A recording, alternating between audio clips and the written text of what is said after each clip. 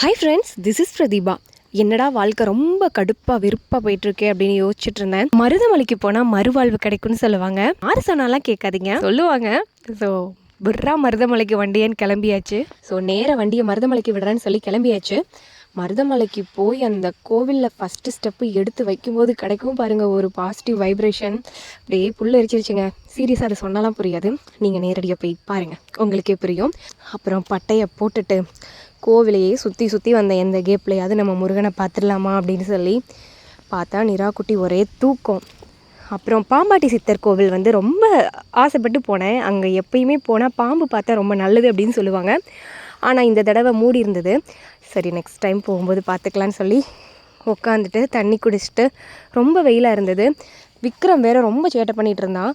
நிராக்குட்டியும் விக்ரமையும் ஒரே நேரத்தில் சமாளிக்கிறது பெரிய டாஸ்க்கு தான். ஒரு மதரா, அதாவது 2 குழந்தைகளுக்கு ஒரு மதரா இருந்து பாருங்கள், அப்போ தெரியும். டங்கு வரி கிழிஞ்சிரும். அப்புறம் கோவிலை ஃபுல்லாக நல்லா சுற்றி பார்த்துட்டு அப்படியே முன்னாடி வந்தால் 5 தலையோடு இருக்கிற ஒரு விநாயகர் சிலை. நான் இது வரைக்கும் பார்த்ததே இல்லை. ரொம்ப பிரமிப்பாக இருந்தது பார்க்கும்போது. அப்படியே எல்லா கஷ்டத்தையும் நம்ம முருகர்கிட்ட சொல்லிவிட்டு வேண்டிட்டு நிறையா கோரிக்கைலாம் வச்சுட்டு கிளம்பியாச்சு. பார்த்தா அன்னதானம் போட்டுட்ருந்தாங்க. இவ்வளோ கூட்டத்துலேயும் நமக்கு கடவுள் கொடுத்த சாப்பாடுனா அது அன்னதானம் தான். அது கிடைக்கிறது ரொம்ப பெரிய விஷயம். எங்களுக்கு கிடைச்சது. திருப்தியாக மன நிம்மதியாக கோவிலில் தரிசனம்லாம் முடிச்சுட்டு முருகரையும் சைடு கேப்பில் பார்த்துட்டு வந்தோம்.